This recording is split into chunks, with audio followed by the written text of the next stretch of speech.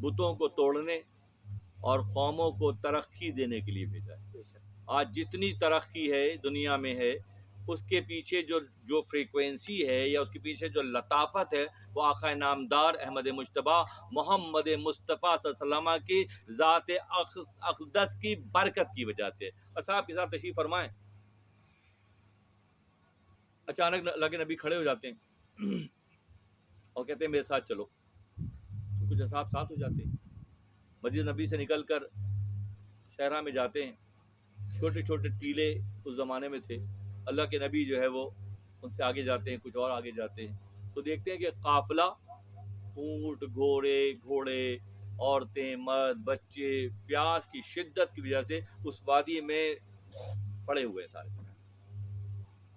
اللہ کے نبی قریب گئے، وما ارسلناک الا رحمۃ للعالمین۔ لوگ ہم خوش ہوتے ہیں کہ رحمت العالمین بنایا ہے، ذمہ داریاں کیسی کیسی ہیں، ذمہ داریاں بھی تو دیکھیں۔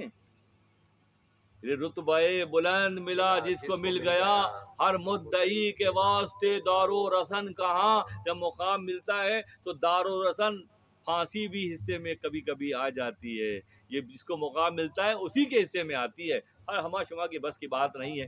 وہاں پہنچے دیکھا کہ سارے لوگ پڑے ہوئے۔ اللہ کے نبی نے اصحاب کو اشارہ کیا کہ فلاں ٹیلے کے پیچھے سے ایک حبشی، یہ ہم اس پہ ڈسکس نہیں کر رہے کہ کہاں تک نظر تھی اور کیا معاملہ تھا، جب آسمانوں پہ چلے ہوں تو زمین کی کون سی چیز نظروں سے پوشیدہ ہوگی؟ یہ عقیدے کو پختہ کرنے کی کیفیت کا نام ہے، کیونکہ مولانا فرماتے ہیں سیر عارف ہر دمے تو تخت شو، عارف جو ہے جو عرفان کی منزل پر ہے، انسان ترقی کرتے کرتے عرفان کی منزل پر آتا ہے، جب عرفان کی منزل پر آتا ہے تو تعلق باللہ کی کیفیت میں آتا ہے، اور جب تعلق باللہ کی کیفیت میں آتا ہے تو وہ حدیث قدسی کا مضمون نہیں ہے کہ میں پھر اس کے ہاتھ بن جاتا ہوں جس سے وہ کام کرتا ہے، میں اس کی آنکھ بن جاتا ہوں جس سے وہ دیکھتا ہے، میں اس کی زبان بن جاتا ہوں جس سے وہ بولتا ہے، وہ مقام و مرتبہ ملتا ہے۔ نبی صلی اللہ علیہ وسلم نے اشارہ فرمایا کہ فلاں ٹیلے کے پیچھے سے ایک حبشی غلام، سب موجود ہیں، اعزاز کس کے حصے میں ہے؟ آقا فرما رہے ہیں کہ وہاں سے ایک بندہ گزرے گا، حبشی نسل ہے، گھوڑے پہ جا رہا، اونٹ پہ جا رہا ہے، اور اس کا جو ہے وہ مشکیزہ اس کے پاس ہے، آپ جائیں اور اس سے کہیں کہ میں اس کو بلا رہا ہوں۔ اصحاب وہاں سے گئے، کچھ اصحاب گئے، تھوڑی دیر میں ایک اونٹ پر شتر سوار اونٹ سوار مشکیزہ پانی کا لے کر دوڑتا ہوا آیا، نظر آیا، اس کو روکا گیا، وہ رک گیا کہ تمہیں ہمارے آقا یاد کر رہے ہیں۔ کہ کون آقا؟ کہ احمد مجتبیٰ محمد مصطفیٰ صلی اللہ علیہ وسلم، رسول اللہ صلی اللہ علیہ وسلم، کہ میرے مالک نے مجھ سے کہا تھا جب پانی کے لیے دور بھیجا تھا کنویں سے لانے کے لیے، تو کہا تھا سب سے ملنا، بس ان سے نہیں ملنا، کیونکہ ان سے ملو گے تو انہی کے ہو جاؤ گے، تم مل کے تو دیکھو، تم دوریوں کے ساتھ محبت کے دعوے، کیا بات ہے، امتی بھی کہلوا رہے ہیں، خوب، کیا کہلا رہے ہیں، کیا کہلا رہے ہیں اپنے آپ کو؟ امتی کہلا رہے ہیں بھائی، اور معاملہ کیا ہے؟ اللہ غنی اللہ غنی۔ خیر، تو اس نے کہا، غلام نے کہا کہ میرے مالک نے کہا تھا کہ سب سے ملنا، ایک صاحب آج کل مدینہ منورہ آئے ہوئے، ان سے مت ملنا، میں ان سے کسی حال میں نہیں ملوں گا۔ وہ لڑنے لگا، زور لگانے لگا، صاحب نے پکڑا کھینچ کھانچ کے لے آئے، یہاں لائے، آقا کی بارگاہ میں پیش کیا، اور وہ دیکھ کے نا سحر زدہ ہو گیا آقا،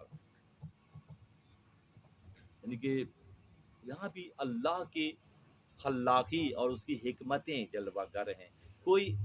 کوئی سوکھی لکڑی ہوتا ہے نا دوستوں تو فوراً جل جاتا ہے، گیلی لکڑیوں کو جلانا بہت مشکل ہوتا ہے، کہ دنیا دار جتنے بھی ہیں سب گیلی لکڑیاں ہیں، ان پہ فرق نہیں پڑتا کچھ، جو سکھا کر آتا ہے اپنے آپ کو ایک ہی بار میں وہ جل کے راکھ ہو جاتا ہے، اپنے آپ کی نفی کر دیتا ہے۔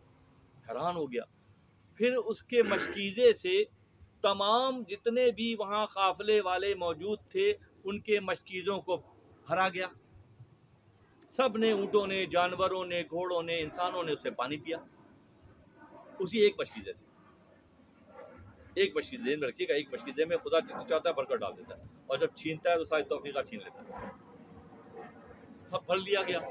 تو اس بندے کے آنکھ سے نا ہٹائی گئی وہ جو پردہ پڑا ہوا تھا، اس نے دیکھا کہ فضا میں ایک نہر بہتی ہوئی آ رہی ہے اور آ کر اس مشکیزے میں شامل ہو رہی ہے، اس کو دکھا دیا گیا۔ جب اس نے دیکھا کہ باقاعدہ پانی کی ایک نہر آ رہی ہے اور آ کر اس کے مشکیزے میں داخل ہو رہی ہے، اس لیے سارے مشکیزے بھر لیے گئے۔ نبی صلی اللہ علیہ وسلم نے اپنے قریب لایا. ذہن میں رکھیے گا کہ بلیک تھا، حبشی اور نسل بندہ تھا، وہ بلیک تھا، وہ افریقی تھا. تو نبی صلی اللہ علیہ وسلم نے قریب بلایا، اس کے چہرے پہ نبی صلی اللہ علیہ وسلم دست مبارک تھے. جد اللہ فوق، قرآن کہتا ہے کہ آپ کے ہاتھ پر اللہ کا ہاتھ ہے. کس کے ہاتھ پر؟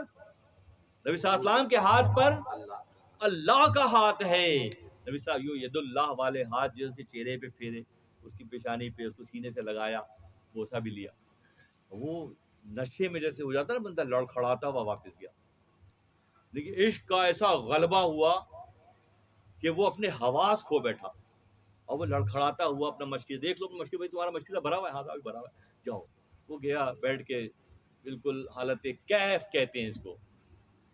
لوگ کہتے ہیں کہ یہ مسئلہ مولانا روم جو ہے وہ ڈانس کرتے ہیں یہ لوگ. ہاں یہ بات بھی کر ہی دیتا ہوں آج کہ یہ ڈانس کرتے ہیں. جب انہیں پوری میں کو مٹا کر ان کے وجود کی ناف کی نیگیٹیوٹی یہاں تک رہ جاتی ہے اور پورا وجود سفید ہو جاتا ہے، تو پھر اللہ کی بارگاہ میں مقبول ہو جاتے ہیں، آسمانوں سے لیتے ہیں اور زمینوں میں تقسیم کرتے ہیں، جس کو ویلڈنگ درویش یا رقص درویش کہتے ہیں. وہ کیفیت کا نام ہے، وہ جو اس حبشی غلام پر طاری ہوئی تھی کہ اس وقت جو بھی کہتا ہو جاتا، کیونکہ لمس کس کا ملا تھا، ٹچ کس کا ملا تھا.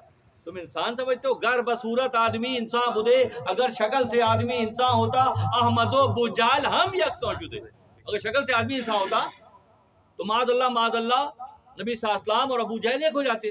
ابو جہل کی پیشانی تھی، اس کی بھویں بھی تھی، 2 آنکھیں بھی تھی، ناک بھی تھی، دہانا بھی تھا، کھاتا بھی تھا، کپڑے پہنتا تھا، سارے کام تو انسانوں والے کرتا تھا، مگر وہ اللہ کا باغی اور دشمن تھا. اور اللہ کے نبی شکل سے آدمی انسان نہیں ہے، عمل سے آدمی انسان ہے.